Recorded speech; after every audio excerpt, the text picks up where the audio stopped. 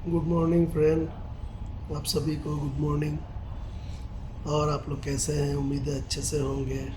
मैं दुआ करता हूँ आप सभी के लिए, अल्लाह से, गॉड से, भगवान से। जो भी दोस्त मेरे जिसको मानते हैं, मैं जिसको मानता हूँ उससे दुआ करूँगा। आप जिसको मानते हैं उससे दुआ करें कि दुनिया के सारे मेरे दोस्त, मेरे रिश्तेदार और दुनिया के सारे ह्यूमैनिटीज़ इंसान खुश रहें, सेहतमंद रहें, आबाद रहें। सारे बच्चे, प्यारे प्यारे बच्चे खुश रहें, प्यारी प्यारी ज़िंदगी मिले। दुनिया की हर नेमत, उनकी शौक़ को अल्लाह पूरा करे। मैं कहना चाहता हूँ कि दुनिया में अभी बहुत सारे न्यूज़ चैनल्स न्यूज़ चला रहे हैं। मैं किसी के बारे में कुछ बोलना नहीं चाहता हूँ, आप वो देखें ज़रूर, सोचे भी ज़रूर।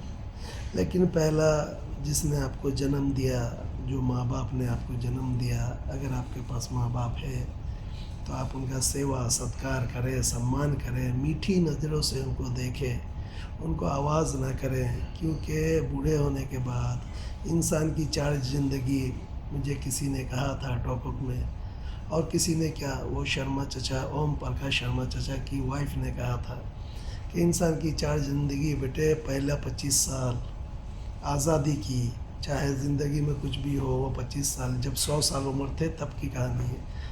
तो वो बहुत इन्जॉयमेंट लाइफ होता है, चाहे घर में कोई मर जाए, जी जाए, लेकिन वो जीता आराम से है। उसके बाद 25 साल की ज़िंदगी वो बैल की है। आप चाहो खटके लाओ, पैसे कौड़ी लाओ, बच्चों को दो, माँ बाप को दो। 50 से 75 साल तक की उम्र वो, मतलब इंसान की ज़िंदगी क्या होती है कि मैं नहीं बोलूँगा वो जिस जानवर से बोले थे, लेकिन बोले उस टाइम में आदमी बोलता है, कहाँ जा रहे हो, क्या कर रहे हो, बच्चे को टोकता रुकता टोकता रुकता टोकता रहता है। बात बात पे सवाल वगैरह होते हैं। वो 50 साल से उम्र से 75 साल की उम्र के, ये नहीं है हमारे पापा लोग की जो उम्र होती, वो लोग रोका टोकी करेंगे, माएँ बोलेंगी ये ऐसे नहीं करो, ऐसे नहीं करो, कहाँ जा रहे हो। माँ बाप को डांट के ना बोले। 75 से 100 साल का जब उम्र होता है, माँ बाप हो, दादा दादी हो, उनको हल्ला नहीं चाहिए। वहाँ पे प्लीज़ हल्ला ना करें, ना चिल्लाएं, क्योंकि उनको शांति चाहिए। उनके दिमाग में वो कैपेसिटी नहीं होता है कि हल्ला को बर्दाश्त करें। माँ बाप ने आपको दुनिया दिखाया। माँ बाप, आप भले ही पढ़े लिखे इंजीनियर हो गए, लेकिन माँ बाप के इंजीनियरिंग में आप पैदा हुए। वो जो सिस्टम है इंजीनियर नहीं बदल सकता। पैदा हुए, बड़ा किए, पोसे पाले तो आप उस लायक बने, आपके हड्डी को मजबूत किए, आपके बदन में मांस बना, वो माँ के शरीर से बना। ठीक है, वो माँ का बाप का इज़्ज़त करे, तो आपने ये सब हासिल किया। तो आज आप कहीं पे हैं तो अपने आप को आप टाइकून समझ रहे हैं। मैं टाइकून समझ रहा हूँ। मैंने ये घर बनाया, मैंने कमाया, मैं ये गाड़ी खरीदा, ये मैंने, लेकिन मुझे माँ बाप ने पैदा किया, मुझे भी याद रखे हैं। सिर्फ मैं याद रखेंगे तो मुझको भूल जाएंगे।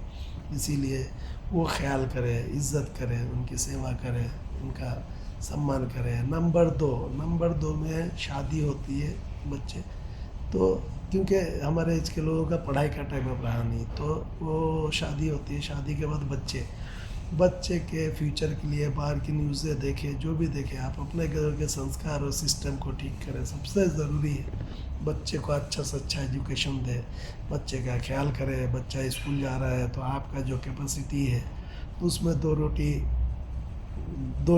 3 रोटी के जगह 2 रोटी बच्चे को खिलाए। ठीक है, 2 सब्जी के जगह 1 सब्जी खिलाए, 2 फल के जगह 1 फल खिलाए। कहने का मतलब है खाने पीने में कुछ कमी हो जाए, 1000 रुपये का कपड़ा की जगह 600 रुपये का कपड़ा पहनाए। ठीक है, लेकिन बच्चे को पढ़ाए अच्छा, पढ़ाई में कंप्रोमाइज़ ना करें। जो आपका शक्ति है, ताकत है, आप उसमें पढ़ाएं। आप हर इंसान अपने बच्चे को पढ़ाएगा अगर भारत के अंदर में, हमारे इंडिया के अंदर में, हिंदुस्तान के अंदर में बच्चे को अगर हम पढ़ाएंगे, हमारा पढ़ाई का जो ग्रोथ है वो अगर 95-96% हो जाएगा, केरला जैसा, स्विट्ज़रलैंड जैसा, स्पेन जैसा, न्यूजीलैंड जैसा तो हमारे यहाँ सोर्स ऑफ इनकम जो ग्रोथ रेट है वो ऑटोमेटिक चेंज हो जाएगा। आज की तारीख में आप देखेंगे हिस्ट्री के कितने लोग इंडिया छोड़ के दूसरे जगह का सिटीजनशिप ले रहे हैं। सेम हमारे यहाँ एजुकेशन जब बढ़ेगा तो ग्रोथ बढ़ेगा, डेवलपमेंट बढ़ेगा। दूसरे कंट्री के लोग, दूसरे कल्चर के लोग हमारे यहाँ आने के लिए तड़पेंगे, हमारे यहाँ का नागरिकता लेना चाहेंगे, सिटीजनशिप लेना चाहेंगे। उसके बाद में हमारे यहाँ जो चीज़ है वो दुनिया में किसी भी कंट्री में नहीं है। हमारे यहाँ बहुत प्रकार, मैं उसको अभी रिसर्च नहीं किया हूँ, बहुत तरह के जाति हैं। नास्तिक भी है, बौद्धिस्ट भी हैं, जीसू भी हैं, यानी कि यहूदी भी है, क्रिश्चियन भी है, मुस्लिम भी है, हिंदू भी है।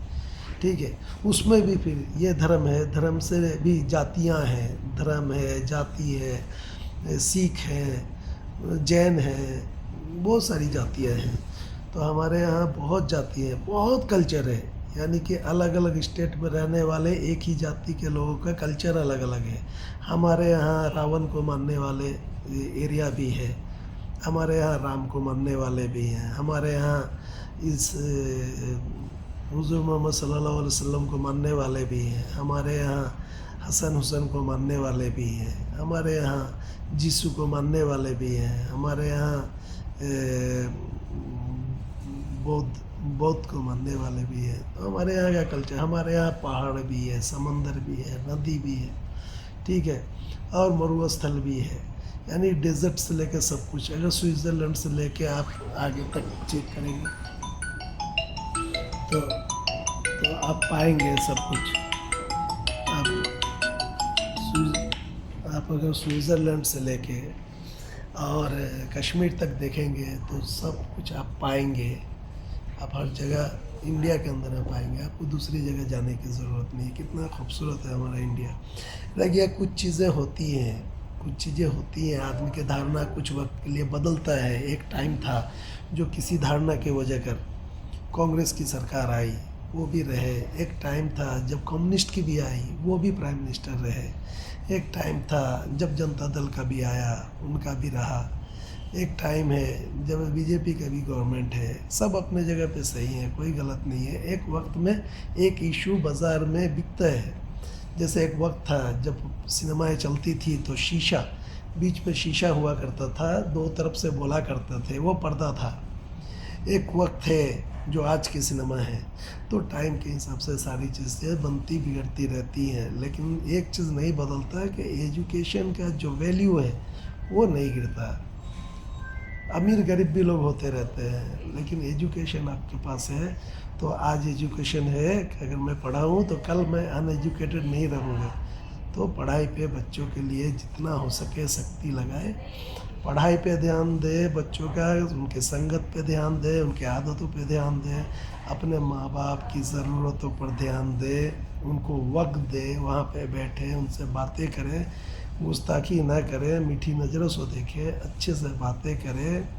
और किसी को, अपने बहनों को, भाइयों के साथ कुछ कोऑपरेट करते हैं तो मेरे हिसाब से अपने फैमिली को ना बताएं, क्योंकि आपके भाई, आपकी बहन, ये एक माँ बाप से पैदा हुए।